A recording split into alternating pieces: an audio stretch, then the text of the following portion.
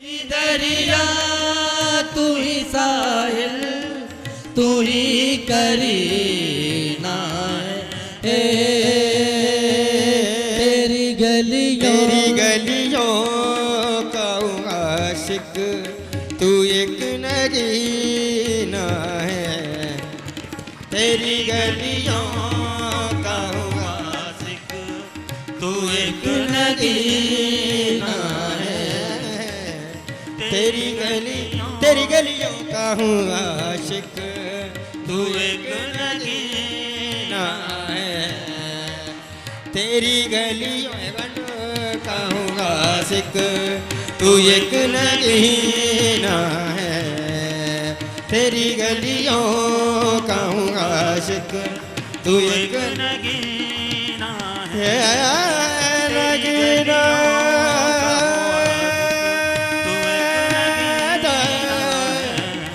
नगीना नगीना नगीना नगीना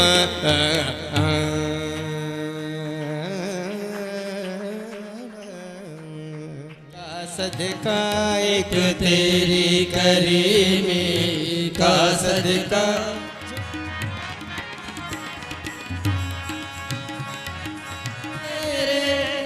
भरती है हजारों की झोली भरती है हजारों की झोली। साने करम का क्या कहना इस साने करीमी का सजदा एक मुश्किल को तू आसा बना देता है हर ऊंचाई उम्मीद खिला देता।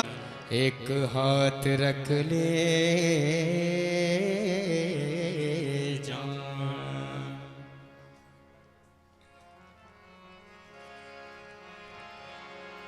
खाली दिल नहीं हो जान भी मंगदा खाली दिल नहीं हो जान भी मंगदा।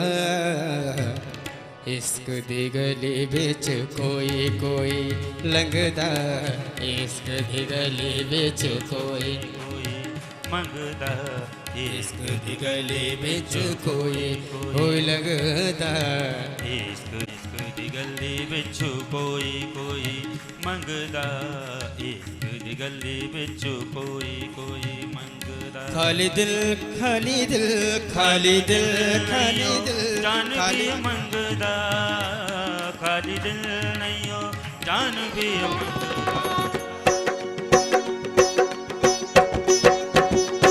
ये तो प्रेम की बात है ऊधो ये तो प्रेम की बात है ऊधो ये तो प्रेम की बात है ऊधो ये तो प्रेम की बात है ऊधो। बंदगी तेरे बस की नहीं है ये तो प्रेम की बात है ऊधो बंदगी तेरे बस की नहीं है। यहाँ सर दे के होते हैं सौदे यहाँ सर दे के होते हैं सौदे यहाँ सर दे के होते हैं सौदे यहाँ सर दे के होते हैं सौदे। आशिकी इतनी सस्ती नहीं है ये तो प्रेम की बात है ऊधो बंदगी तेरे बस की नहीं है। ये तो प्रेम की बात है ऊधो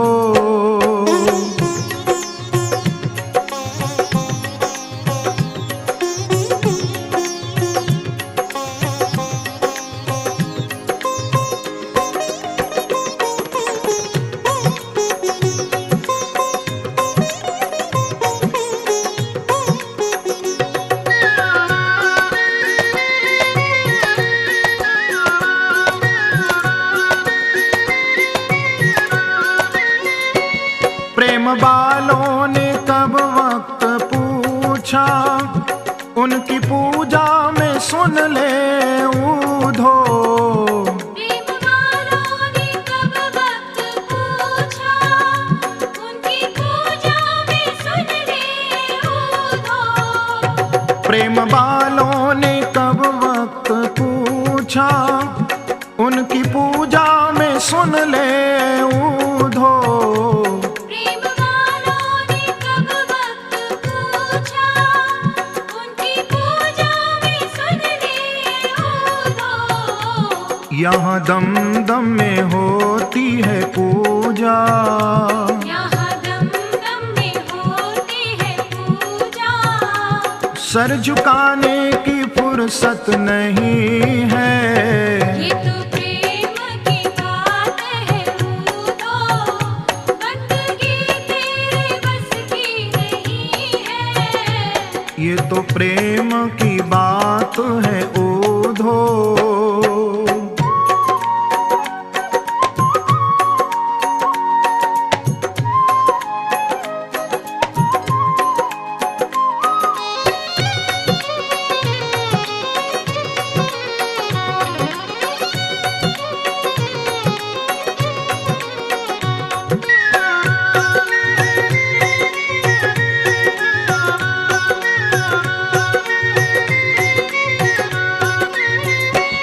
जो असल में है मस्ती में डूबे, उन्हें क्या परवाह जिंदगी की। जो असल में है मस्ती में डूबे, उन्हें क्या परवाह जिंदगी की। जो असल में है मस्ती में डूबे, उन्हें क्या परवाह जिंदगी की। जो असल में है मस्ती में डूबे, उन्हें क्या परवाह जिंदगी की। जो उतरती है चढ़ती है मस्ती, जो उतरती है चढ़ती है मस्ती। वो हकीकत में मस्ती नहीं है। ये तो प्रेम की बात है ऊधो, बंदगी तेरे बस की नहीं है। ये तो प्रेम की बात है ऊधो।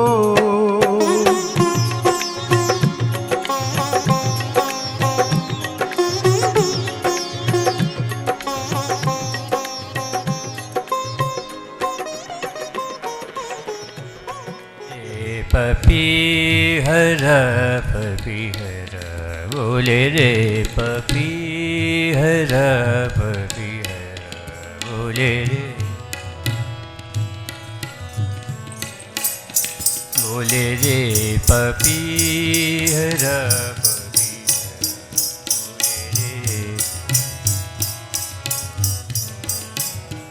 बोले रे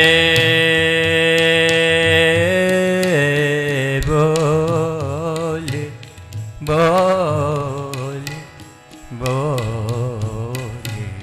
बोले रे पपीहरा बोले रे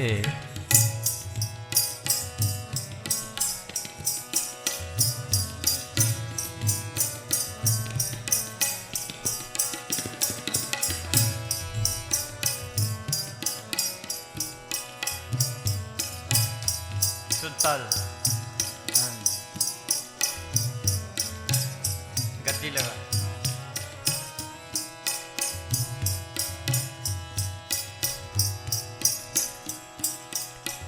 बोले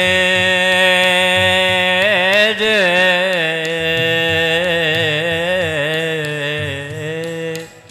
बोले रे पपीहरा बोले रे पपीहरा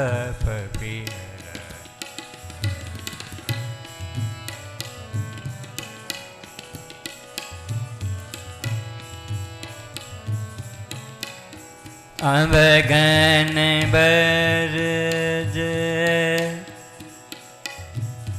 गारज अवगन गरज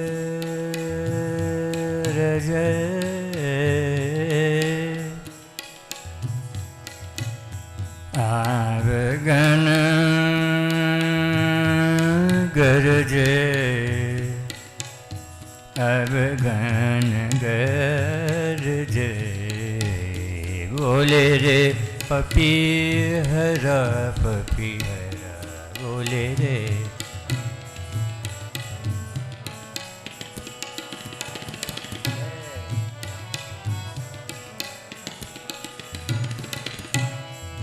बोले रे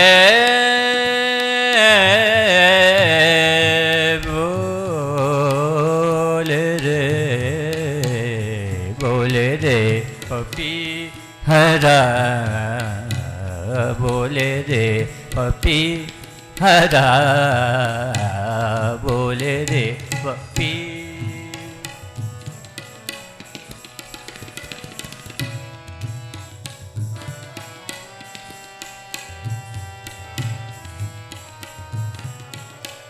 किसके सुर पे रुकना देखो।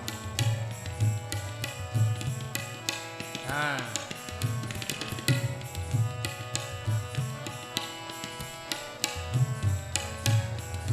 दरना दरना बोले रे पपी हरा बोले रे।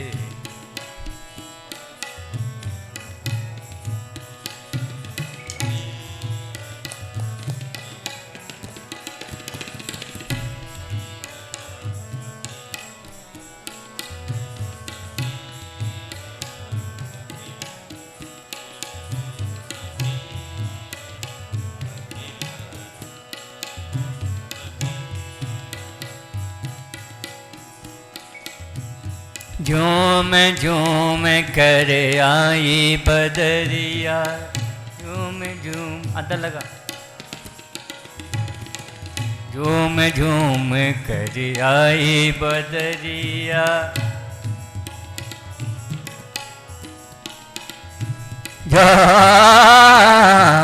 झाम कर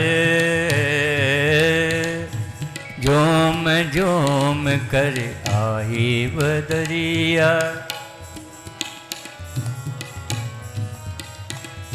बदरिया बदरिया बदरिया, झूम झूम करे आई बदरिया,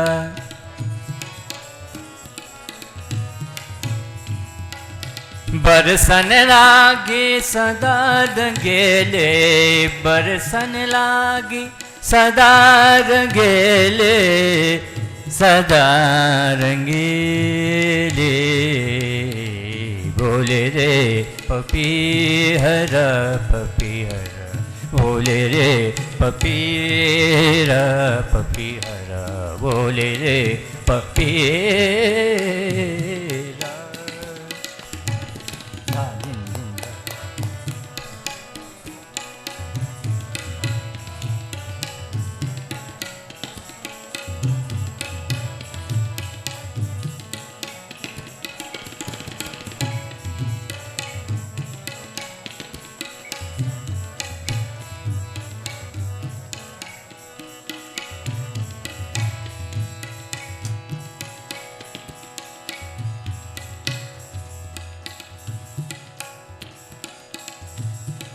पलकों पर के बूंद सजाए,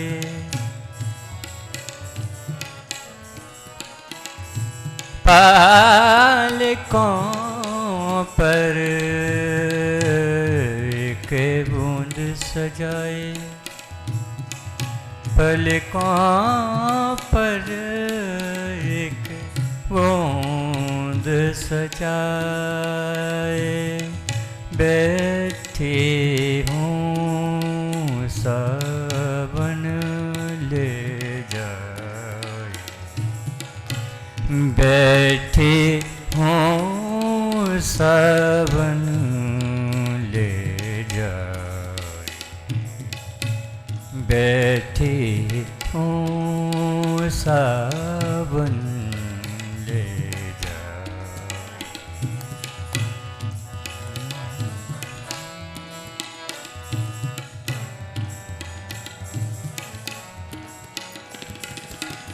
पलकों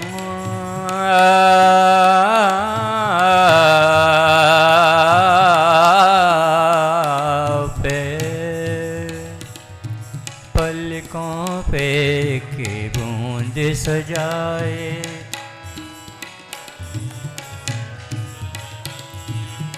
बैठे हों सावन ले जाए।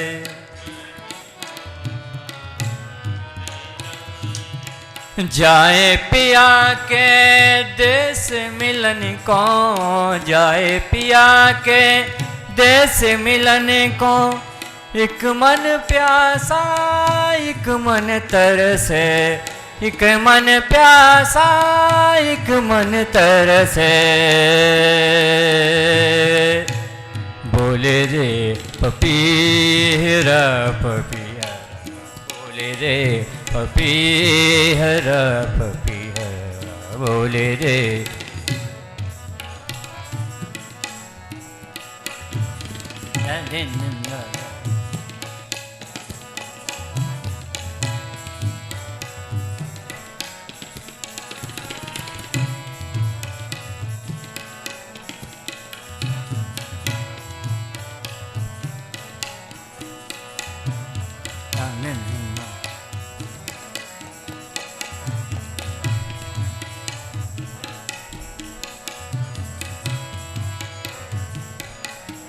गान गरज बोल रे बोले, बोले रे पपीरा, बोले रे पपीरा, बोले रे पपीरा पपीहरा, बोले रे पपीहरा पपीहरा, बोले। क्या बात है, सब बात है।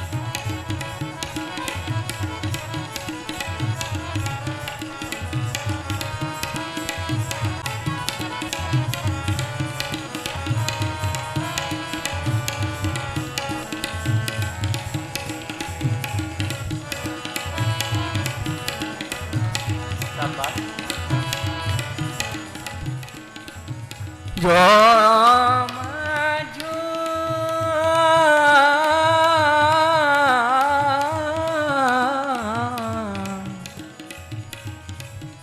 जा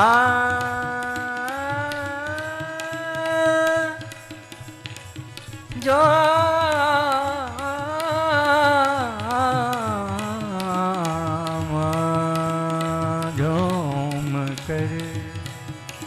झोम झोम कर आई बदरिया, झोम झोम कर आई बदरिया। बरसन लागी सदा रंगेली, बरसन लागी, बरसन लागी,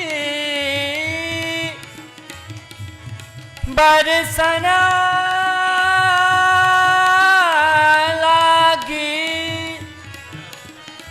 बरसन लागी,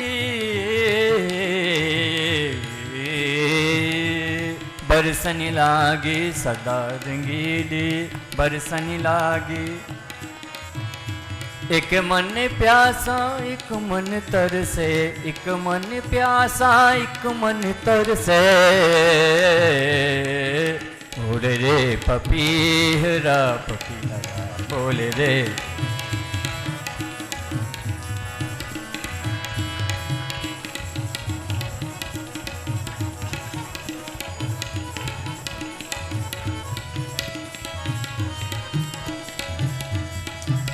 सानी धानी पम पम ग ग मारे नि स नि र नि ध नि स।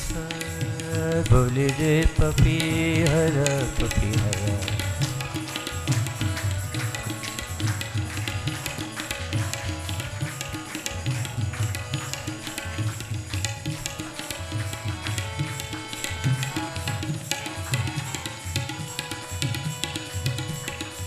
कायदा कायदा बदल लो, कायदा बदलो।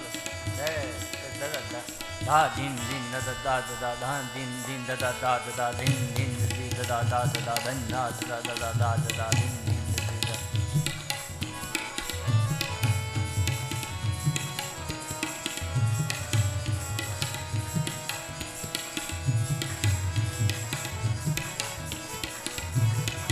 शाबाश शाबाश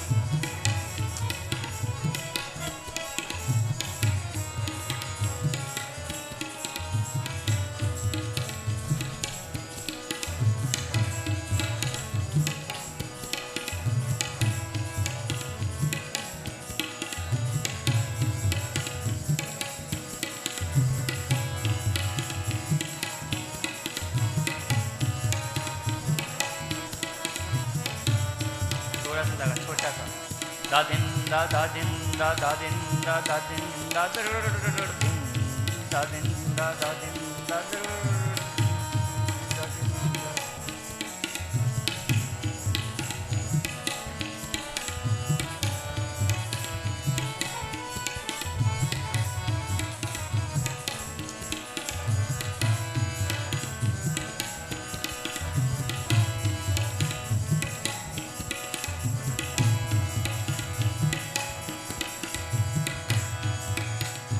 बोल रे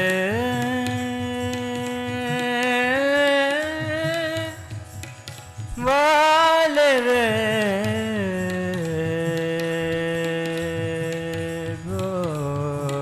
बोल रे बोल रे पपी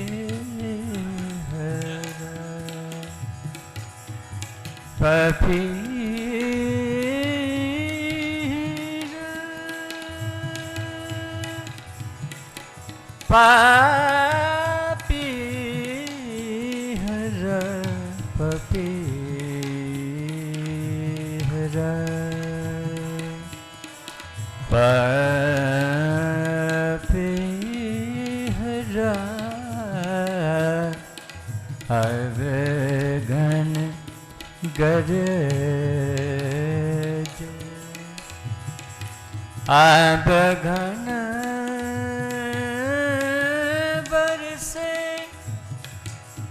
गाना गरजे गाना बरसे बोले जे पपी हरा बोले रे पपी हरा बोले रे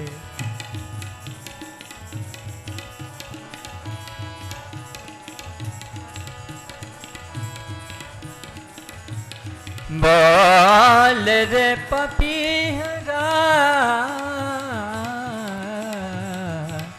बोल रे बोल रे बोल रे बोल रे बोल रे बोले रे पपी हरा बोले रे पपी हरा बोले रे पपी हरा बोले रे ए पपी हरा पी के बोलना बोल पपी हरा पी के बोलना बोल पपी मिलेगी कोई भी रहे की मारी पंख देगी मरोड़ तोरे पी की बोली ना बोल पपीहरा पी की बोली ना बोल पपीहरा पी की बोली ना पी की बोली ना बोल पपीहरा पी की बोली ना बोल पपीहरा पे के बोली ना बोल रे ना बोले रे पपी हरा बोले रे पपी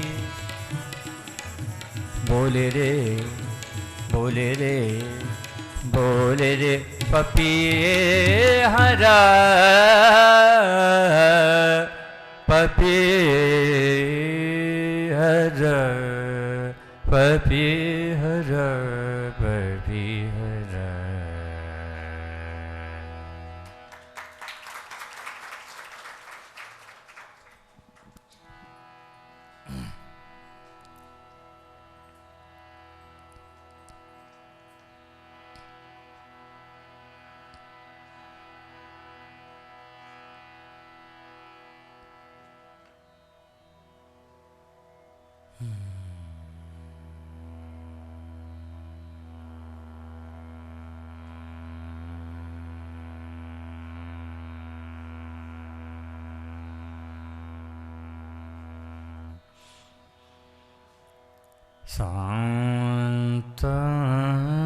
शान्तकरं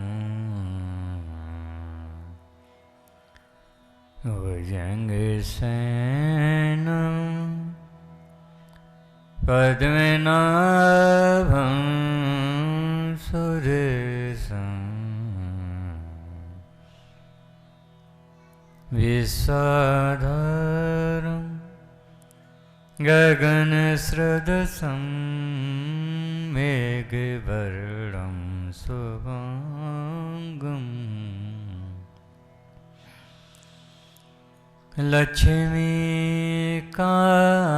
लक्ष्मीकान्तं कमलनयनं योगिविरध्यानर्गम्यं वन्दे विष्णु भवभयहरं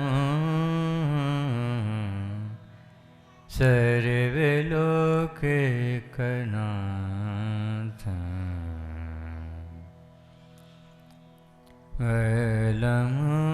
वेलमप्रमेय मनादिं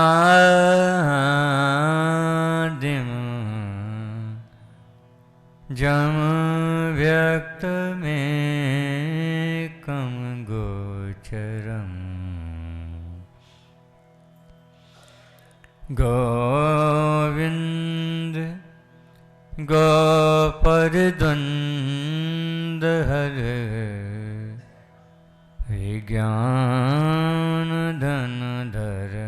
विज्ञानधनधरणीधरन् जय राम नाम जपान्त संत अनंत जनमनरंजनम्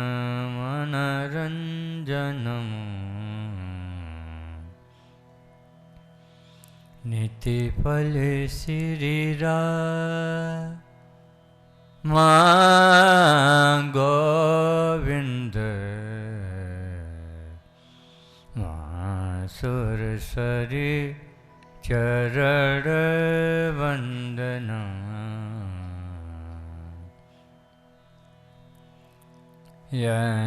यन्मण्डलं वेदविदो वदन्ति गायन्ति यच्चारणसेदसङ्ग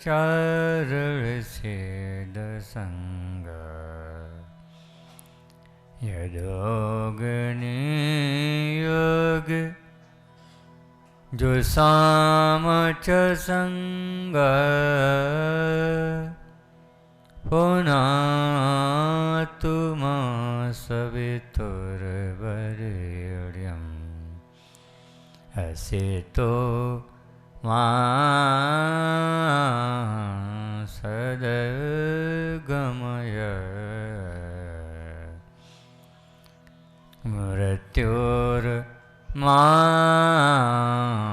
मृत्युर्मामृतं गमय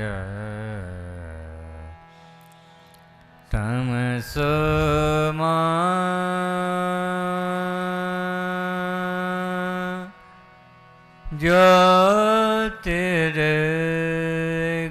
ज्योतिर्गमय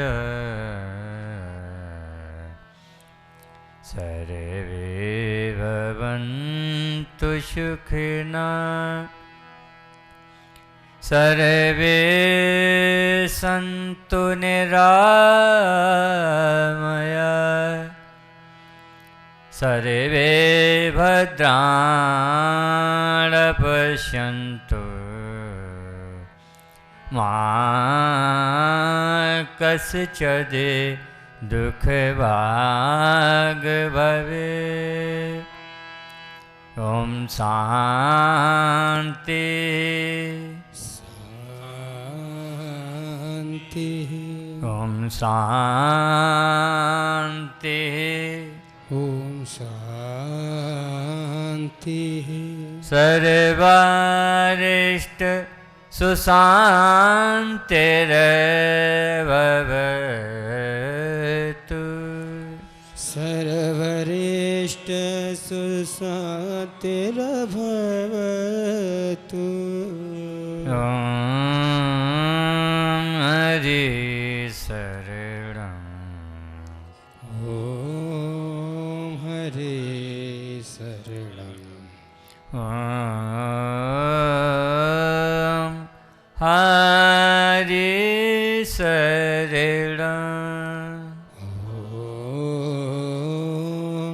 हरे शरणम् ॐ हरि शरणम् ॐ हरे शरणम्।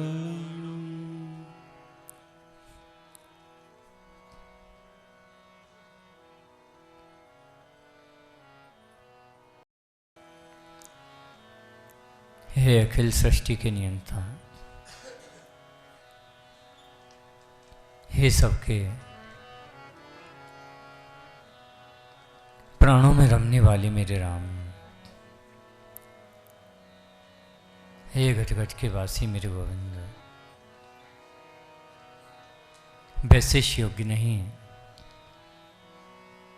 कि आपके श्री चरणों की वंदना कर सकूं। मंद हूँ, अबोध हूँ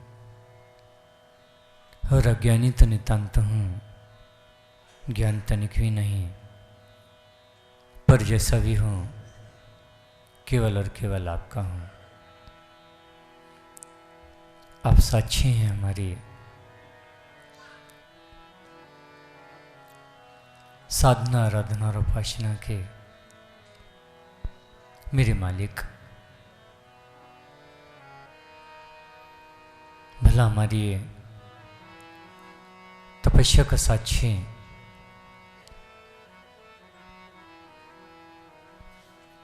आपके अलावा कौन हो सकता है। हमने कभी आपसे कुछ नहीं मांगा, पर इतनी दया और कृपा तो रखना, जिनके पास हम हैं या जो भी हमारे पास हैं, उनके जीवन के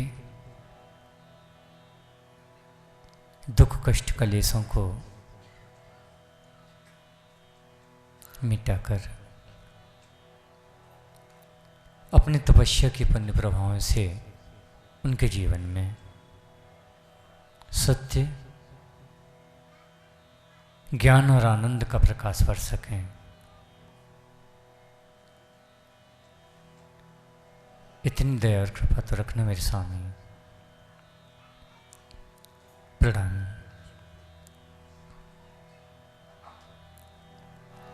मालिक दाता हुजूर समर्थ सदगुरु के श्री चरणों में, जिनकी कृपा, करुणा, ममता, दया और ऋषि स्नेह से मुझ जैसे मंद मूर्ख में ज्ञान के चंद बीज अंकुरित हुए। प्रणाम। मां के श्री चरणों में प्रणाम। उन सिद्ध संतों के, उन ब्रह्मज्ञानियों के श्री चरणों में जिन्होंने अपने जीवन को जलाकर तपाकर आत्मज्ञान और ब्रह्म ज्ञान की खोज की और भटकती तड़पती मानवता को सत्य के पथ पर चलाया। प्रणाम उस पवित्र हिमालय को जिसके आंचल में हमने तपस्या के दिव्य सूत्रों को जाना और अपने चरित्र में धारण किया। प्रणाम आप सभी परिजनों को, आत्मजों को।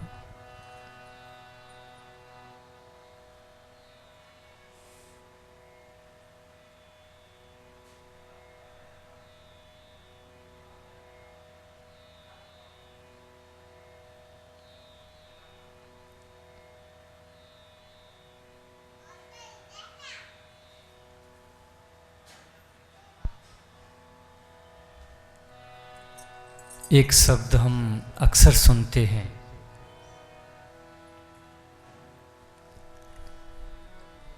और वह भी रटा रटाया शब्द है, चिंता छोड़ो। पर प्रश्न ये है कि चिंता छोड़ें क्यों?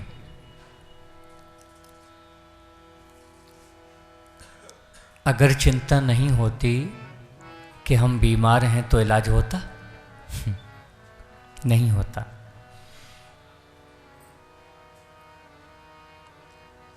अगर चिंता यह नहीं होती कि बच्चे पढ़ें तो क्या बच्चे पढ़ते?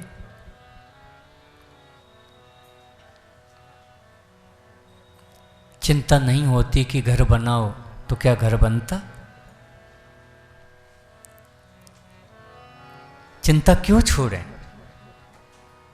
लेकिन अक्सर यही सुनने में आता, चिंता छोड़ो, चिंता छोड़ो। मनुष्य के विकास के लिए, मनुष्य की सजगता के लिए चिंता बहुत जरूरी है। लेकिन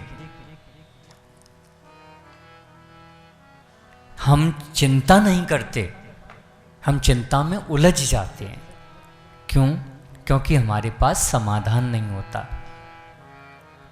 मन में चिंता उठी, घर बनाना है तो घर कैसे बनाना है ये समाधान है। घर के लिए क्या क्या जरूरत है ये समाधान है।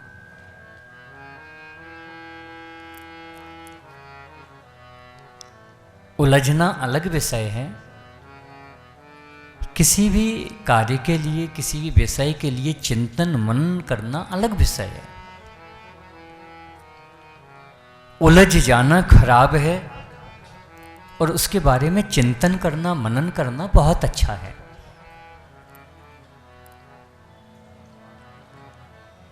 तो चिंता कदापि नहीं छोड़नी चाहिए। और जो लोग कहते हैं चिंता बेकार है, ये है वो है, वो बस रटी रटाई भाषा है। तुम्हारी हाँ में हाँ हम भी कई वर्ष तक मिलाते रहे क्योंकि हम सब आदी हो चुके हैं बस वही सुनने के जो हमें अच्छा लगता है। अभ्यस्त हैं हम।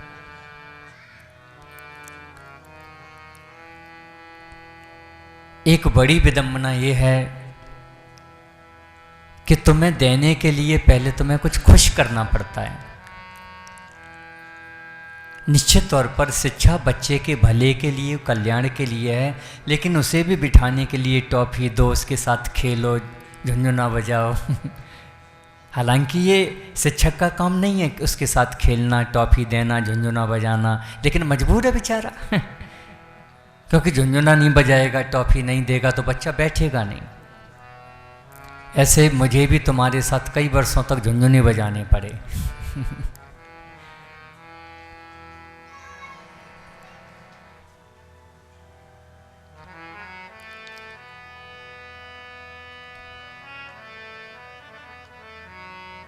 मजबूरी थी,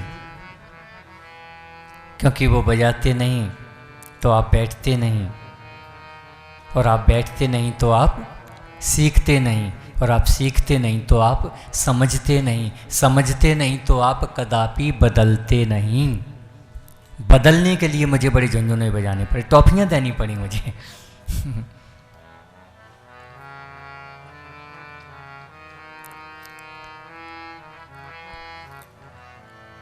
तो दो अलग अलग शब्द हैं, चिंतन।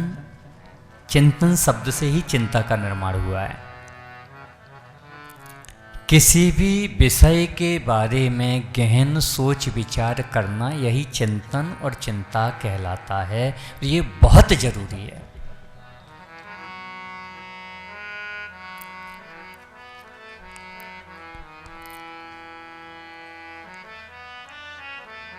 क्योंकि ऐसा ही चिंतन, ऐसा ही मनन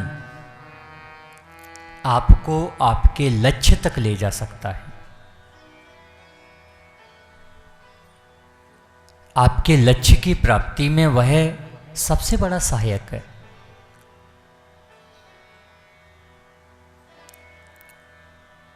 आप जो पाना चाहते हैं उसके लिए चिंतन अति आवश्यक है, लेकिन सजगता के साथ। ये ऐसे ही है जैसे कटीले पथ पर सोच समझकर चलना, लेकिन कांटों से बचकर, उलझना नहीं। तो चिंतन का अर्थ है कि कटीले पथ पर कांटे न लगें और हम कैसे पार कर जाएं, ये चिंतन है। लेकिन हो कांटे हैं, हो कांटे हैं, मेरे कांटे लग जाएंगे और मैं कांटों में गिर पड़ूंगा, ये उलझन है। हम ये करते हैं, कांटे हैं, हम उस रास्ते पे नहीं जाएंगे, हम उलझ जाएंगे, हम गिर जाएंगे, कांटा लग गया तो क्या होगा, खून निकलेगा, फिर वो गलाव पड़ जाएगा, हम हम ये करते हैं। उस रास्ते पर जाना है, हम किस विधि से, किस व्यवस्था से, किस युक्ति से उस रास्ते पर चलें कि मुझे कांटा न लगे और मैं रास्ता भी पार कर जाऊं, ये चिंतन है। और ये मनुष्य को धरोहर मिली है, ये उसकी धरोहर है, इसे संभाल के रखना चाहिए।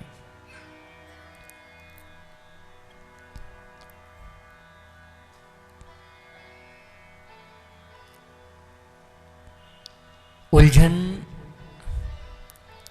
जीवन को व्यर्थ करती है, बर्बाद करती है, खत्म करती है। लेकिन चिंतन जीवन को मुक्त करता है, जीवन का निर्माण करता है, जीवन में सजगता, सतर्कता और होश लाता है।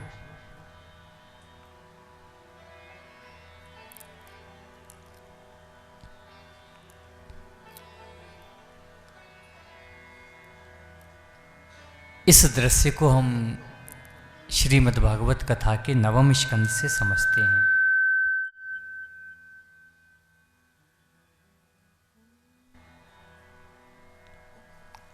तुलसी कहते हैं कि मैं केवल शब्द लिख रहा हूं,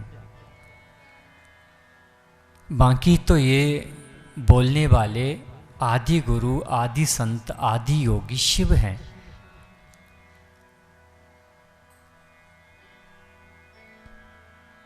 और इस ज्ञान सत्र का आयोजन कराने वाली हमारी माँ भगवती जगदम्बा हैं।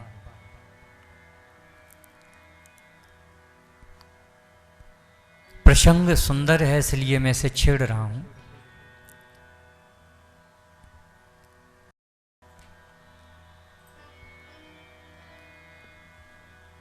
अचानक एक दिन शिव ने चिंतन किया अपनी धर्मपत्नी सती के बारे में। इसका स्वभाव नहीं बदलता। इसका व्यवहार, इसकी प्रकृति और प्रवृत्ति नहीं बदलती, मेरे साथ रहते हुए भी। ये कैसी विडंबना है। इससे सती के जीवन में अहित हो जाएगा, अनर्थ हो जाएगा, पतन हो जाएगा।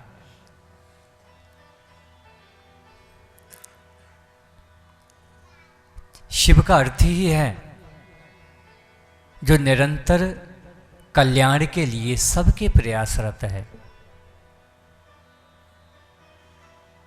उसे ही शिव कहते हैं।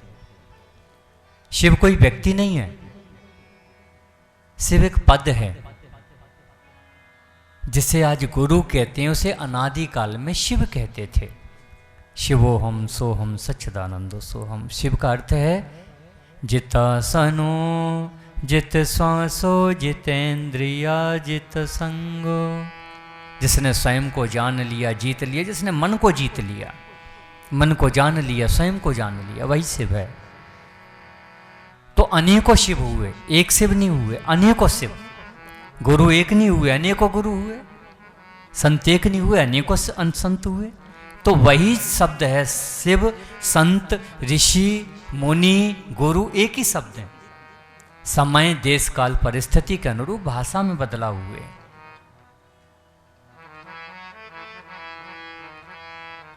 ये ऐसे ही है गेहूं, कनक, वीट।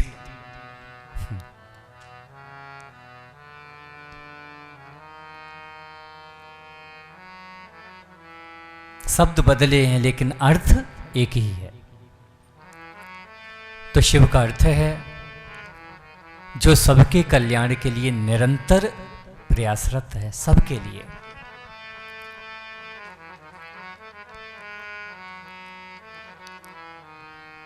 सती को कहे उठे, सती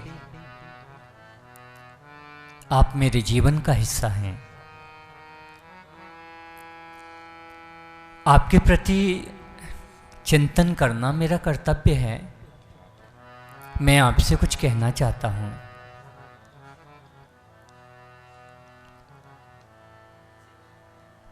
लेकिन यहां नहीं कहूंगा, मैं वह सब एकांत में कहूंगा।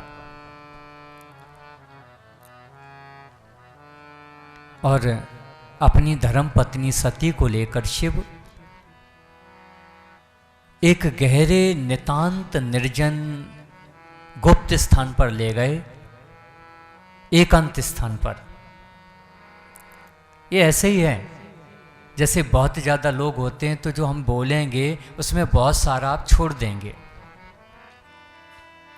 लेकिन जब हम हैं और आप हैं, केवल दो हैं, तो संवाद बहुत अच्छा होगा, क्योंकि एक बोलने वाला, एक सुनने वाला है।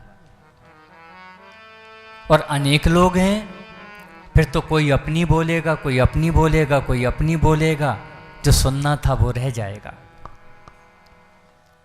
तो शिव इसलिए तय करके एकांत में सती को ले गए। और शायद ब्रह्म ज्ञान की परंपराएं एकांत के ही लिए निर्मित हुई हैं,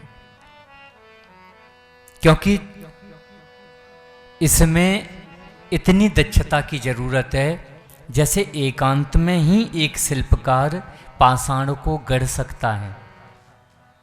ध्यान भंग नहीं होना चाहिए। ध्यान भंग हुआ इसका अर्थ है बनने वाली मूर्ति खराब हो जाएगी।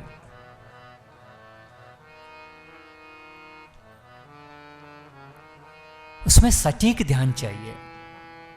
ठीक ब्रह्म ज्ञान भी ऐसे ही है, सटीक ज्ञान और सुनने वाले का सटीक ध्यान,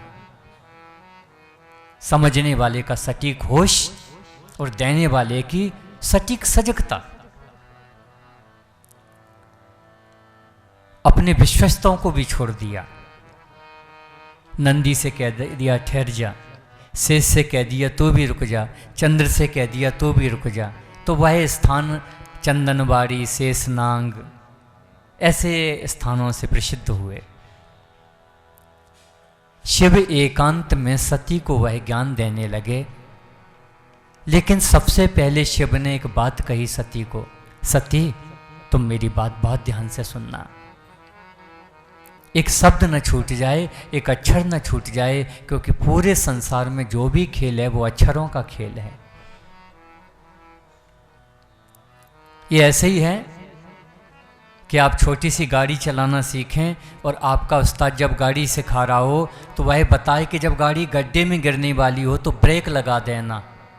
तुमने बाकी सारी बात सुन ली और ब्रेक लगाना ये नहीं सुन पाए, गाड़ी गड्ढे में आई, अब तुम भूल गए क्या करना है, गाड़ी गड्ढे में चली गई। एक शब्द छूटा, बाकी सब सुन गए। स्टीयरिंग ऐसे पकड़ना, पहिया ऐसे लगाए जाते हैं, गाड़ी ऐसे दौड़ती है, ये क्लच पेडल है, रफ्तार में दौड़ेगी, इसे ऐसे मूव करते रहना। सारी बातें सुन ली लेकिन एक शब्द छूट गया कि गड्ढे में गिरे तो ब्रेक लगा देना। ये सुनने ही भूल गए। और जब गड्ढा आया तो गाड़ी, तो सती एक शब्द न छूट जाए। ये ब्रह्म ज्ञान की सबसे बड़ी विशेषता है। और सती, आज मैं तुम्हें अपने जीवन की सबसे कीमती चीज देने जा रहा हूं। शिव ने अपने सोने की लंका को कीमती नहीं कहा, सोने के नगर को कीमती नहीं कहा शिव ने। देवी, आज मैं अपने 1000 जन्मों की कमाई तुम्हें देने जा रहा हूं, जिसे मैंने 1000 जन्म तपस्या करके खोजा है। ज्ञान वह नहीं है जो लोगों ने बोल दिया, वो तो भाषण है, प्रवचन है, वो तो चोर भी कर सकता है। बहुत आसानी से कथाएं, प्रवचन, उपदेश चोर उचक्के कर सकते हैं, मामूली सा काम है। ज्ञान का अर्थ है खोज, ज्ञान का अर्थ है होश, ज्ञान का अर्थ है स्वभाव। ये ऐसे ही है जैसे एक बहुत पढ़ा लिखा व्यक्ति बहुत पढ़ने लिखने के बाद वो अपने गांव लौटा और उसने तैराकी पर पीएचडी की हुई थी, उस थीसिस लिखी थी। लेकिन सारा खेल उसने किताबों में किया था, कभी नदी में नहीं उतरा था। तो जब वो पढ़ा लिखा व्यक्ति गांव लौटा तो मल्लाह की नाव में बैठ गया। मल्लाह से कहने लगा, भाई क्या जानता है तैराकी के बारे में? कहते साहब हम क्या जाने। कहते पगले कहीं के, बिना पढ़ा लिखा है। और मैंने पीएचडी की है, थीसिस की है तैराकी पे। हाथ जोड़ के बैठ गया बेचारा। क्या होता है साहब, ये थीसिस क्या होती है? कहते जब तैरना सीख, नदी में तैरो तो इतने एंगल पे हाथ उठना चाहिए इतने एंगल पे पैर उठना चाहिए, उंगलियां ऐसे चलनी चाहिए, पैर ऐसे चलने चाहिए, सीना ऐसे चलना चाहिए, सांस ऐसे रोकनी चाहिए। तो वो अपनी पूरी थीसिस उस मल्लाह को सुना रहा था। थोड़ी देर में नदी में सरसराहट हुई, नाव डोली। प्रोफेसर ने पूछा क्या हो रहा है? कहते सर जी भंवर आने वाला है। कहते इससे क्या होता है? कहते बड़ी बड़ी नावें इसमें फंस जाती हैं। कहते फिर क्या, उलट सकती है, पलट सकती है। कहते फिर? कहते सर जी इसमें साधारण धार में होते तो मैं आपको बचा ले जाता। अब भंवर में हैं या अकेले अकेले तैरना पड़ेगा, तो आप इतने एंगल पे हाथ उठाएं, ऐसे उंगली चलाएं, ऐसे पैर चलाएं। और मल्ला इतना कह के कूद गया। चूंकि उसने कागजों में थीसिस की थी, तैरना कभी सीखा नहीं था, प्रोफेसर डुबकी लगा के। तो ज्ञान किसे कहेंगे, मल्ला के हुनर को या उस थीसिस को? बस अनुभव ही ज्ञान है। इसलिए अध्यात्म प्रैक्टिकल की बात ज़्यादा करता है। हमने जो बोल दिया वो ज्ञान नहीं है। जो हमने बोला है क्या हम उसे अपने चरित्र में जीते हैं? प्रैक्टिकल। क्या वह मेरा स्वभाव है? क्या मेरी कथनी और करनी एक जैसी है? यह ज्ञान है।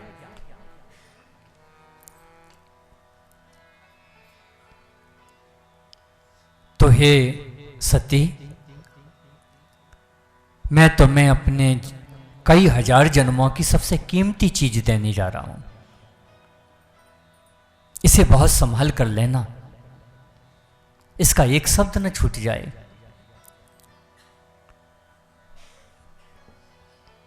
शिव चिंतन कर रहे हैं,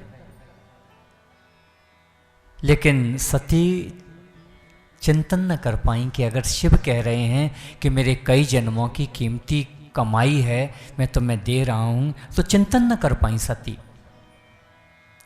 और चिंता न होने के कारण सती वह लेने से चूक गई जो उनका कल्याण करने वाला था, जो उनका उद्धार करने वाला था, जो उनके अनर्थ और अहित को रोक सकता था। मूर्ख हृदय न चेत जो गुरु मिले बिरंच राम। स्वयं ईश्वर के रूप में गुरु क्यों न मिल जाए, लेकिन हम जब मूर्खता का, बकवास का, विवाद का, तर्क का, वितर्क का, अहम का परिचय देते हैं तो हम कभी चेत ही नहीं सकते, जग ही नहीं सकते। ये ऐसे ही है कि मेघों के अति निकट रहने वाली पर्वत की चोटी खाली रह जाती है, लेकिन मेघ से बहुत दूर तालाब पूरा भर जाता है। क्यों? एक ने लेना सीख लिया है, एक निकट होकर भी एक बूंद न ले पाया। ये ऐसे ही है।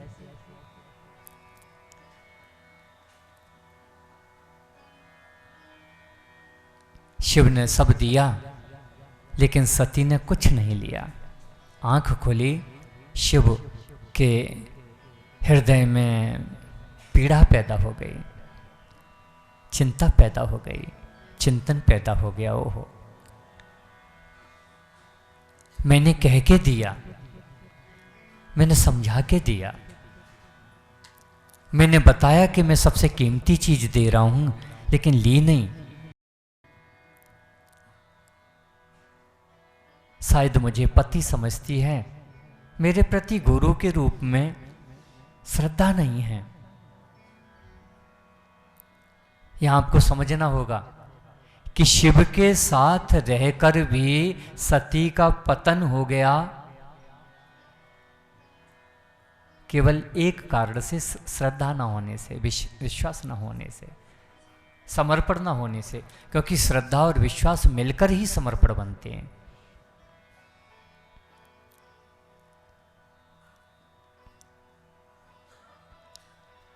लेकिन चूंक शिव चिंतन कर रहे हैं सती के बारे में, सती के उद्धार के बारे में, सती के कल्याण के बारे में, और शिव जानते हैं कि सती के अनर्थ को, सती के अहित को, सती के संताप को, सती के दुख को केवल और केवल एक सद्गुरु मिटा सकता है। क्यों? अखंड नंद बोधाय शिष्य संताप हारिणे सच्चिदानंद रूपाय तस्मै श्री गुरुवे नमः। क्योंकि उस परमात्मा ने इस सृष्टि को रचते समय लोगों के संताप मिटाने की, लोगों के भाग्य बदलने की, कल्याण करने की, उद्धार करने की, मुक्ति करने की सामर्थ्य केवल और केवल किसी सद्गुरु को सौंपी है।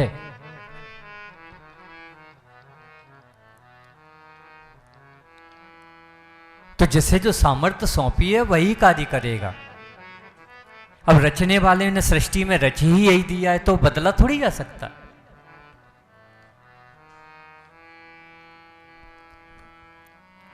और शिव को, स्वयं शिव को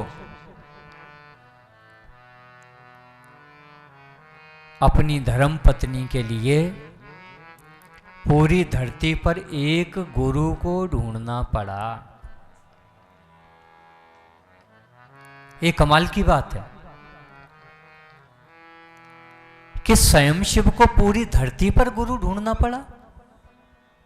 यही तो मैं कह रहा हूं 4 दिन से, सब मिल सकता है तुम्हें। स्वर्ग मिल सकता है, बैकुंठ मिल सकता है, स्वर्गादि को उपाधियां मिल सकती हैं, लेकिन गुरु नहीं मिल सकता। और जब शिव ने पूरी धरती ढूंढी तो केवल एक गुरु मिले, एक पूर्ण संत मिले। जानते हैं क्यों? क्योंकि शिव ने दूसरा शिव ही ढूंढा। दूसरे शिव का अर्थ है कि मेरी तरह निष्काम कौन है,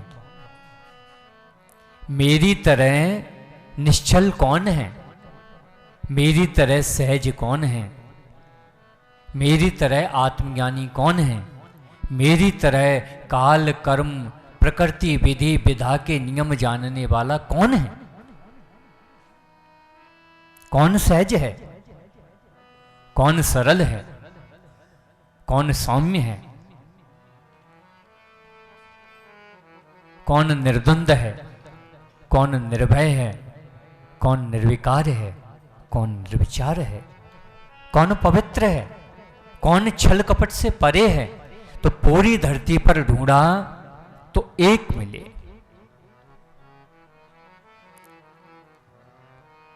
कौन मिले? तुलसी उसे शब्दों में बहुत प्यारे ढंग से उकेरते हैं।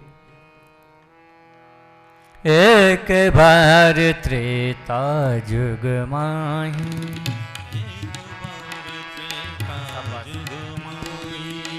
एक बार त्रेता जुग माही, एक बार त्रेता जुग माही, शंभु गए कुंभजर सिपाही, शंभु गए कुंभजर सिपाही, शंभु गए कुंभजर सिपाही, शंभु गए कुंभजर सिपाही। राम कथा मुनि बरज बखाने, राम कथा मुनि बरज बखानी, राम कथा मुनि बरज बखानी, राम कथा मुनि बरज बखानी।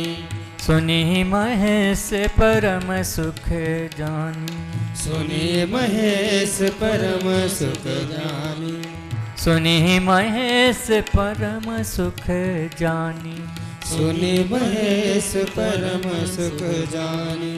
एक बार त्रेता जुग माही, एक बार त्रेता जुग माही, एक बार, एक बार, एक बार।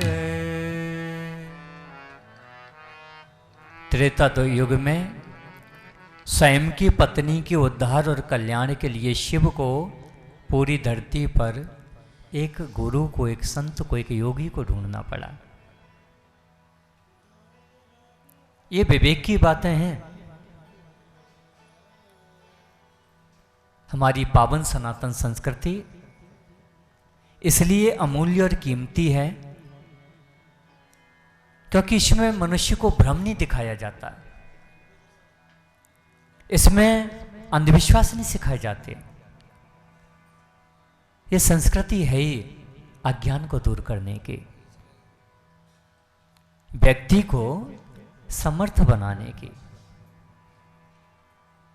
जीव को चैतन्य करने की, सजग करने की। शिव ने ये नहीं कहा कि गुरु बिन भवनिध तरे न कोई जो विरंच संकर सम होई। अपनी पत्नी तक के लिए एक पूर्ण संत को, पूर्ण गुरु को ढूंढा। आप कल्पना कर सकते हैं हम धतूरा चढ़ा के कैसे उद्धार हो जाएगा हमारा। रात दिन साथ रहने वाली सती, शिव से बात करने वाली सती, कैसे शिव थे? चलते हुए। अगर पति पत्नी हैं शिव और सती तो कैसे शिव होंगे? बोलते होंगे कि नहीं? सुनते होंगे कि नहीं? देखते होंगे कि नहीं? चलते होंगे कि नहीं? ऐसे शिव के साथ रहती हैं सती, और तब भी उद्धार नहीं हुआ। अपने पिता के घर में इस शरीर को जलाना पड़ा। हम कल्पना कर सकते हैं कि हमारा कैसे उद्धार होगा। लेकिन यही दुनिया के मनुष्य की मूर्खता है। जब तुम्हें वास्तव में ज्ञान होगा तो तुम एक लाइन में कहोगे पूरा संसार भटक रहा है, पूरा संसार अज्ञान में डूबा हुआ है, पूरा संसार बेहोश है।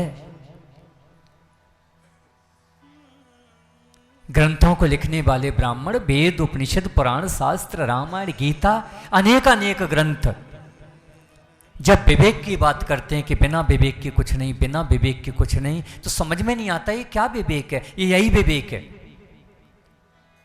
कि हमें ये बात ही नहीं समझ में आई कि शिव के साथ रहने वाली सती, बात करने वाली सती, इतनी निकट रहने वाली सती का पतन क्यों हो गया, ये हमें समझ में ही नहीं आया। ये तो सोच भी नहीं सके हम।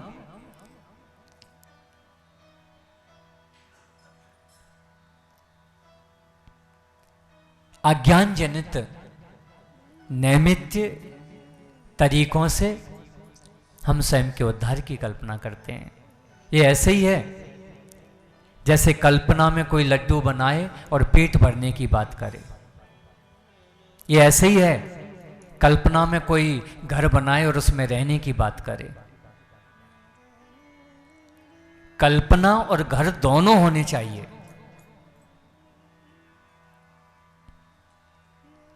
निश्चित तौर पे कल्पना ही सृजन करेगी, लेकिन कल्पना के साथ यथार्थ बहुत जरूरी है। अभी केवल हमारे पास अज्ञान है।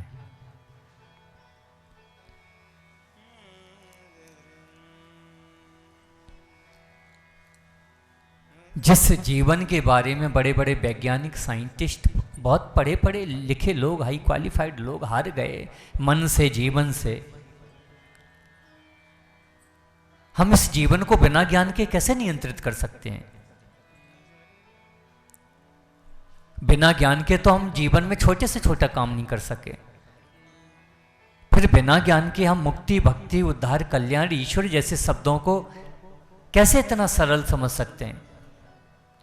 जबकि तुम अनादिकालीन हमारी परंपरा और संस्कृति को देखते हो तो इतने बड़े ग्रंथों में तुम्हें चंद नाम मिलेंगे उस परम सत्य तक पहुंचने वाले, उस परम सत्य को जानने वाले।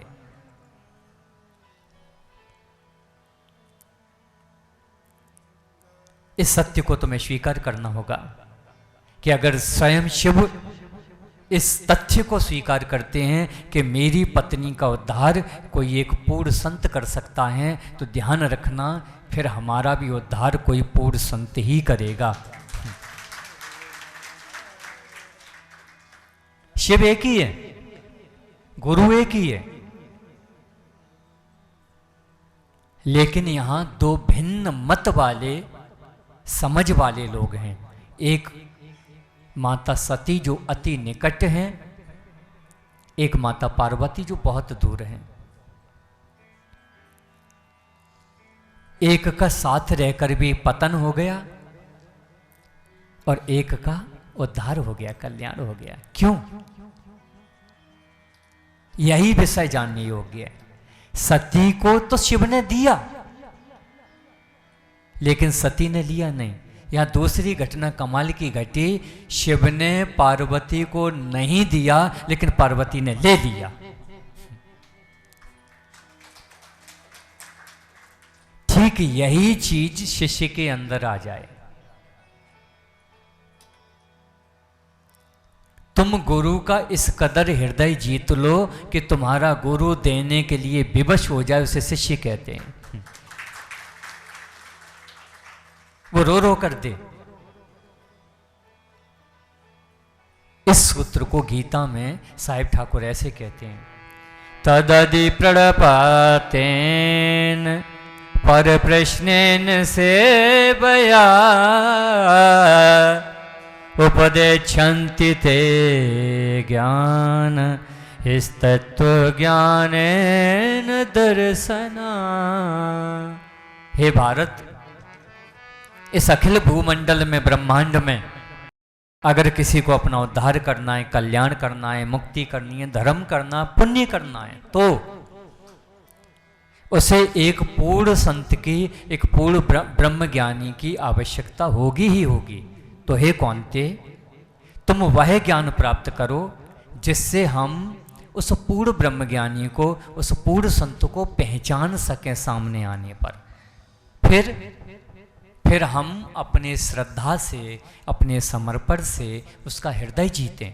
फिर कहते फिर उसके पास ही वह ज्ञान है जो हमें धर्म सिखाता है, भक्ति सिखाता है, पुण्य देता है, उद्धार करता है, कल्याण करता है। ओम पूर्णमदः पूर्णमिदं पूर्णात् पूर्णमुदच्यते, उपनिषद कहते हैं पूर्णस्य पूर्णमादाय पूर्णमेवावशिष्यते। ओम पर्णादेवः परापतः सुपर्णः पुनरापता। ओम पूर्णमदम, जो पूर्ण है वही तुम्हें पूर्ण बनाएगा। अब इस बात को ऐसे समझें, एक बहुत बड़ा देश, तुम्हारी संस्कृति अनादिकालीन है। दुनिया में जितने भी मत पंथ संगठन पैदा हुए हैं वो 1700 वर्ष पुराने, 2000 वर्ष पुराने बस।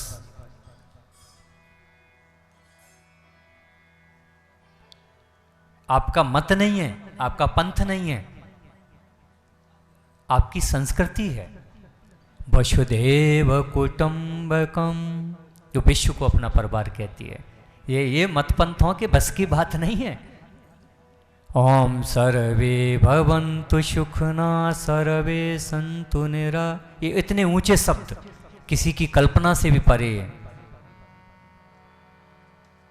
यह विशुद्ध और शुद्ध हृदय के शब्द हैं जो हमारे पूर्वजों के अंतःकरण में पैदा हुए, क्योंकि वह भली भांति जानते थे ये सारा विश्व ही मेरा परिवार है, ये कुटुंब है। हम विश्व को अपना कुटुंब कहते हैं, बाकी लोग नफरत और घृणाएं फैलाते हैं। इसलिए हमारी संस्कृति पावन है, पवित्र है, दिव्य है, चैतन्य और सजग और विवेक जगाने वाली परंपराएं हैं। हाँ, मुश्किल इसलिए हुई हमारे धर्म में कि जो धर्म की बात करते हैं, जो गुरु का वेश बनाए, चोला ओढ़े हैं, वो गहरे अज्ञान, भ्रम, पाखंड और अंधविश्वास और विलासिताओं में डूबे हुए लोगों के हाथ में ये सब पहुंच गया है। गलत लोगों के हाथ में धर्म चला गया, ऐसे भी कह सकते, कुपात्र के हाथ में। इसलिए लगे कि भले ही गलत है, नहीं, दुनिया की सबसे पावन संस्कृति है, दुनिया की सबसे पावन परंपराएं हैं।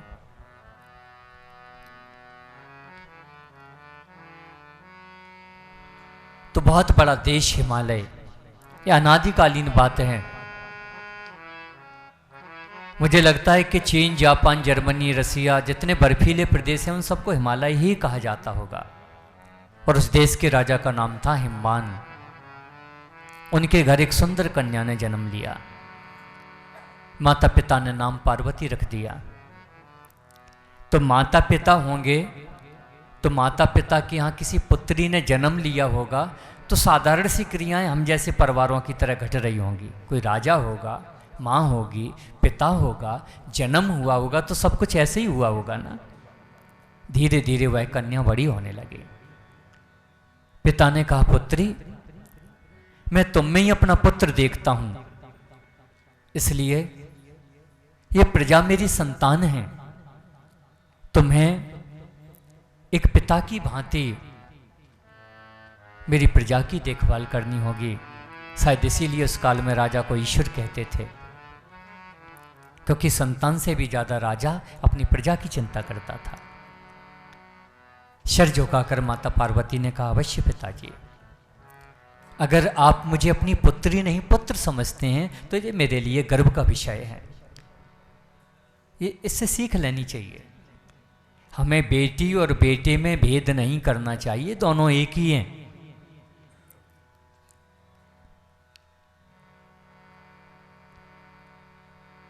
तो इसलिए पुत्री, आप शस्त्र विद्या सीखें, शास्त्र विद्या सीखें, न्याय विद्या सीखें, जो आज्ञा पिताजी।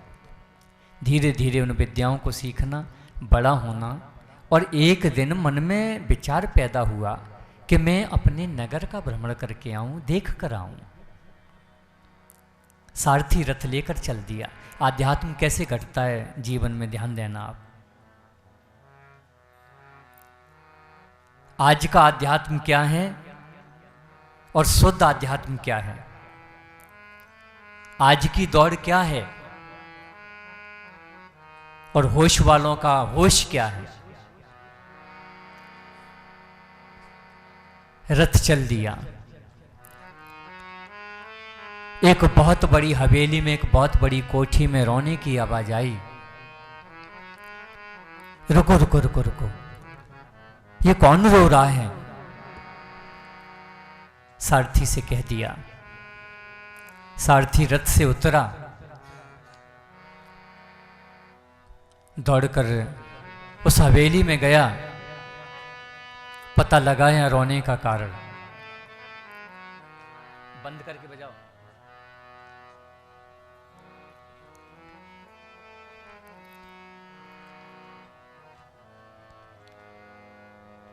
अंदर से पता चला कि एक धनवान रो रहा है। राजकुमारी जी, क्यों? कहते धन चोरी हो गया, धन बर्बाद हो गया। ओ, धनवान भी दुखी। रथ आगे चला। एक घर झोपड़ी में से रोने की आवाज आई। रुको रुको रुको रुको, कौन रो रहा है? पता लगाओ। दौड़कर सारथी गया। एक पूरा परिवार रो रहा था। क्यों?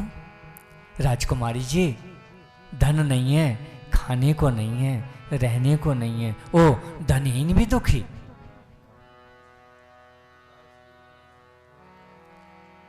रथ आगे चल दिया।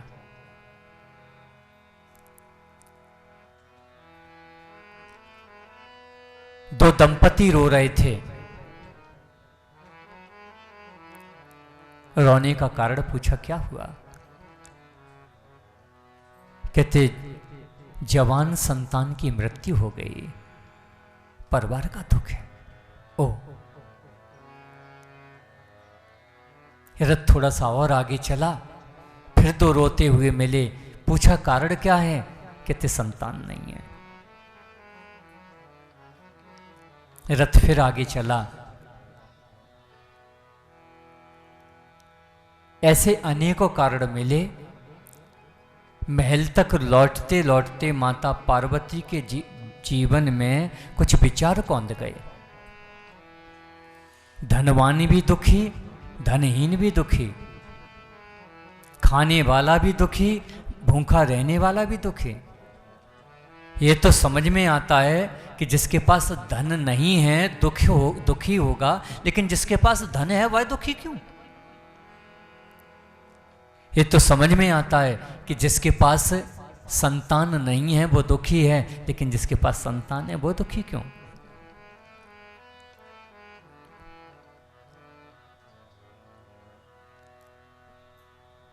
ये कमाल की बात है। जिसका विवाह हो गया वो भी दुखी हो, जिसका नहीं हुआ ये कमाल की बात है।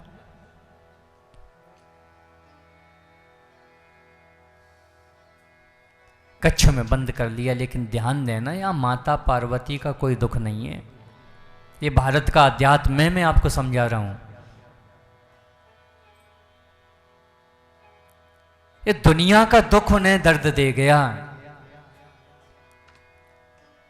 इस धरती पर संतों का अपना कोई दुख नहीं था। वो महलों में पैदा हुए।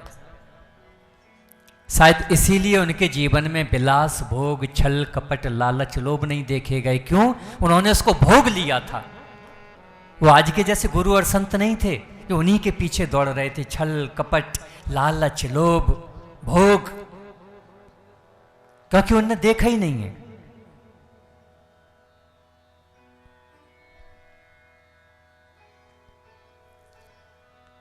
चलती चाकी देख के और दिया कबीरा रोए, दो पाटन के बीच में साबुत बचा न कोई।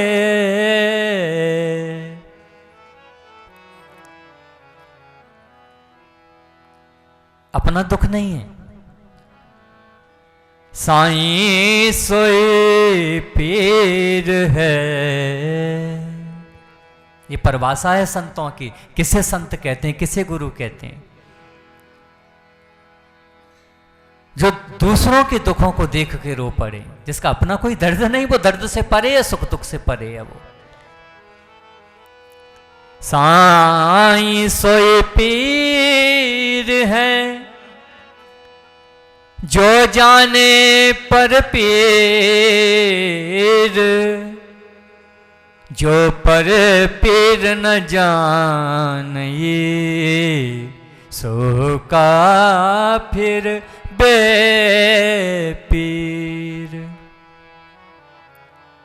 जो दूसरों का दर्द देख के अपने सर्वस्व को भूल बैठा, जो दूसरों के आंसुओं को सुखाने के लिए चल पड़ा, ये भारत का अध्यात्म है।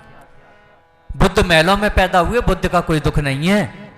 लोग क्यों दुखी हैं, मैं इनके दुख मिटा के रहूंगा। उस राजकुमार ने अपने शरीर को जला के राख खाक कर दिया। ये भारत का संतत्व है, ये भारत का गुरुत्व है।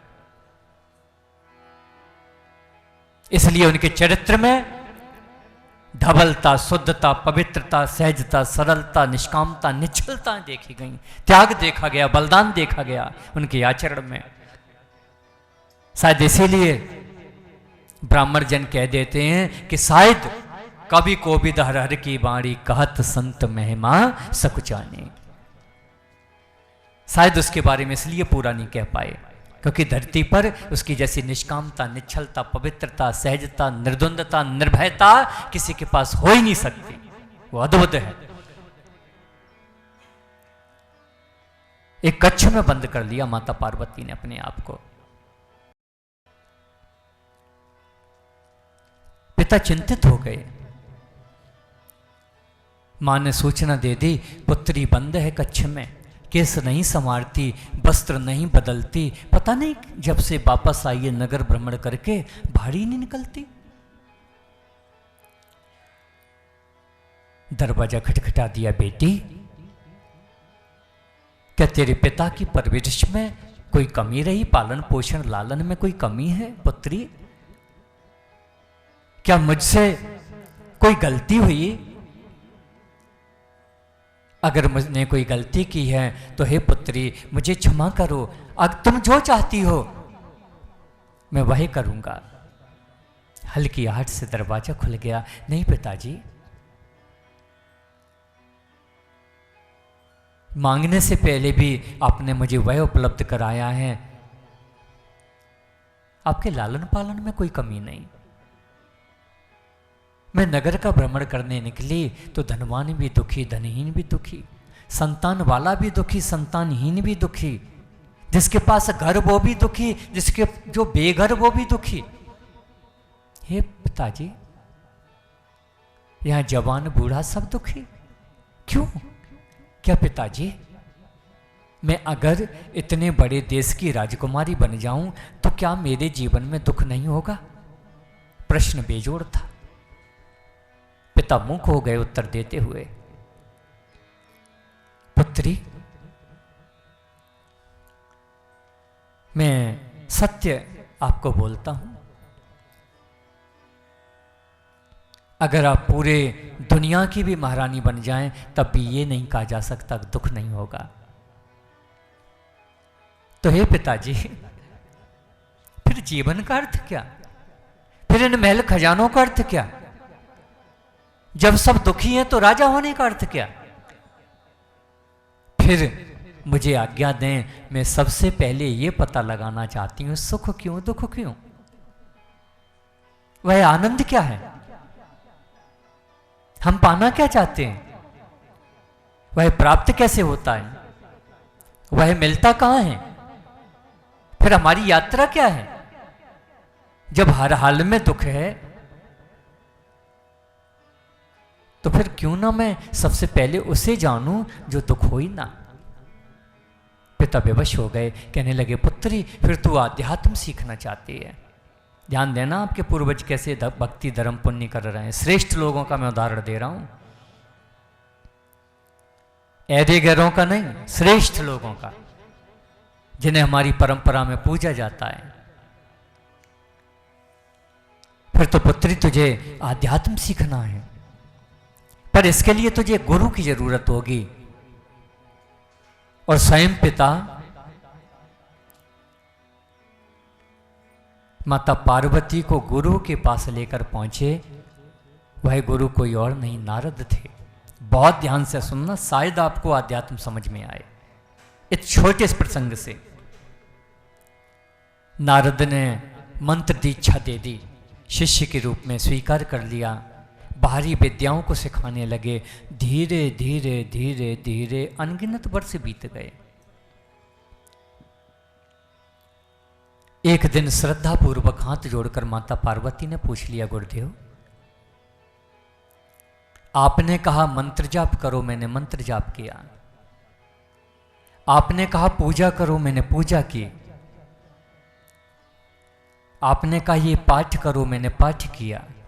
पर हे गुरुदेव आपने इतना दिया और मुझे इतने अनगिनत वर्ष ईमानदारी से करते करते गुजर गए, लेकिन जैसी मैं थी मैं वैसी ही हूं। जो मैं पाना चाहती थी, जो मैं जानना चाहती थी, वह मुझे नहीं मिला। बहुत ध्यान से सुनना। नारद कह उठे, पुत्री तू भीतर का जानना चाहती है, तू आत्मज्ञान की बात कर रही है, ब्रह्म ज्ञान की बात कर रही है, लेकिन पुत्री मैं स्वयं ही अपूर्ण हूं, मैं स्वयं ही अधूरा हूं, तो तुझे दे क्या सकता हूं? मैं तेरा गुरु तो हूं, लेकिन मैं तेरा सदगुरु नहीं हूं। इतना बड़ा ईमानदारी का शब्द बोलने के लिए भी गुरु का कलेजा इतना बड़ा चाहिए। बहुत बड़े कलेजे की बात है ये गुरु के लिए। अगर ऐसा भी गुरु मिल जाए तो हम सौभाग्यशाली हैं।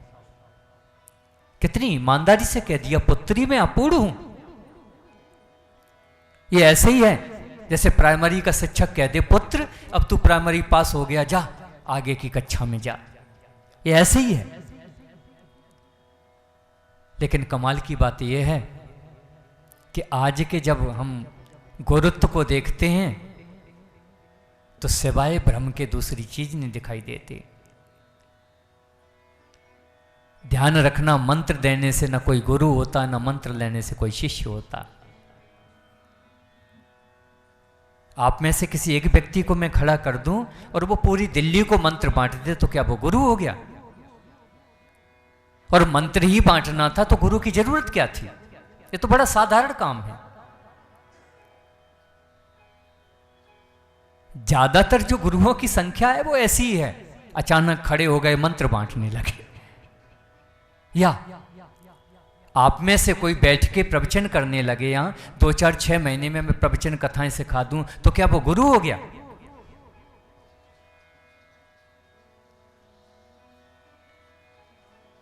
मैंने वृंदावन में एक होर्डिंग लगा हुआ देखा, 13 महीने में गारंटी से कथावाचक बनाया जाता है। इतना सा बच्चा कथा को रट ले, धीरे धीरे बड़ा हो जाए, वो लोगों को मंत्र बांट दे, वो गुरु हो गया। लगभग जीवन में यही गुरु है हमारे। बातें बुरी लग रही होंगी लेकिन ये सत्य है। जो स्वयं अंधेरे में है वो तुम्हारे जीवन में कैसे प्रकाश कर सकता है? जो स्वयं दम्भ में, लालच में, लोभ में, छल में, कपट में उलझा हुआ है। ध्यान देना, ये सरल चीजें हैं, मंत्र बांटना, उपदेश करना, लेकिन स्वयं को देखना, स्वयं के अहम को खत्म करना बहुत दुष्कर कार्य है। स्वयं के भीतर संतोष पैदा करना, लालच को खत्म करना, स्वभाव बदलना, ये अति दुष्कर दुर्गम कार्य है। इसी को ब्राह्मण जन कहते हैं जन्म जन्म मुनि जतन कराएं। इसी को कहते हैं 1000 जन्म लग गए, 2500 जन्म लग गए, 600 जन्म लग गए, इसी को कहते हैं। ये तो मामूली सी चीजें हैं, 13 महीने में हो गई। तो निश्चित तौर पे कोई इंजीनियर बन सकता है, IAS बन सकता है, IPS बन सकता है। तो ग्रंथों को पढ़ लेना भी क्या बड़ी बात है? ये भी आसान सा काम है। नहीं नहीं, गुरु करते हैं होश।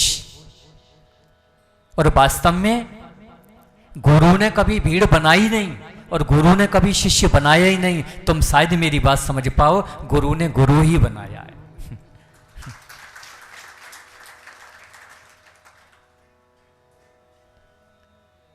अरे पूर्ण पूर्ण बनाता है। माता पिता ने बच्चे को कभी बच्चा नहीं बनाया, माता पिता ही बनाया है। ठीक ऐसे ही गुरु गुरु ही बनाता है। हम पूर्णमदः पूर्णमदम पूर्णात् पूर्णमुदच्यते। तो कह दिया कि पुत्री अभी तो मैं ही अपूर्ण हूं। तो हे गुरुदेव, क्या मैं अपूर्ण रह जाऊंगी? फिर मैं जो जानना चाहती हूँ, जो पाना चाहती हूँ, जो मेरी तलाश है, जिसके लिए मैंने महल खजाने जीवन प्रतिष्ठा ऐश्वर्य वैभव नहीं देखे, प्रसिद्धि कीर्ति नहीं देखी। कल परसों मैंने संबोधन किया था कि जो स्वभाव है संत का, आध्यात्म का, वो प्रसिद्धि के पीछे नहीं दौड़ता। मां जगदम्बा प्रसिद्धि में पैदा हुई, प्रसिद्धि ठोकर पे है, क्योंकि ये नश्वर है। तो जो प्रसिद्ध है वो गुरु और संत नहीं है, हो ही नहीं सकता। वह सिद्ध है, प्रसिद्ध नहीं है।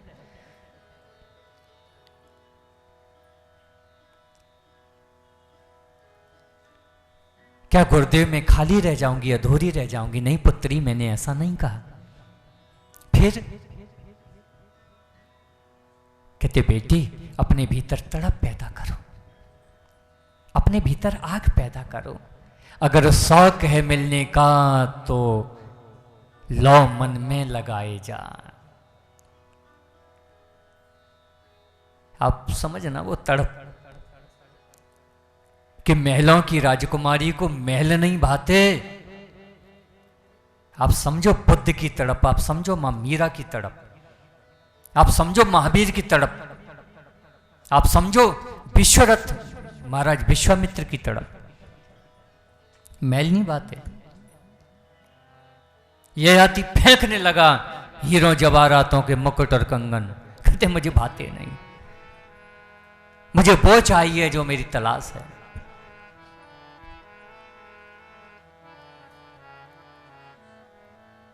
हमारी तलाश में वो नहीं है। हमारी तलाश में है हम सुबह रो लेंगे, रात को सो जाएंगे, सुबह फिर रो लेंगे। हम इसमें हैं। फर्क क्या पड़ता है? 10 वर्ष निकल गए एक समस्या को, एक दुख को निपटाने में, फिर आएगा, फिर रो लेंगे, फिर निपटा लेंगे, जीवन निकल ही जाएगा। पर तलाश है कहां कि दुख हो ही नहीं जीवन में। हम आनंद को पाके रहेंगे, हम जीवन को जीकर रहेंगे। जीवन बेशकीमती है। अगर इसे ईश्वर ने बनाया है, इसे ईश्वर ने निर्मित किया है, उस परमात्मा ने अपने सुंदर हाथों से हमें बुना है, तो हम उसकी कारीगरी को व्यर्थ नहीं जाने देंगे। हम उस आनंद को पाके रहेंगे। हमने ये तय कहां किया? ये हमारा लक्ष्य कहां है?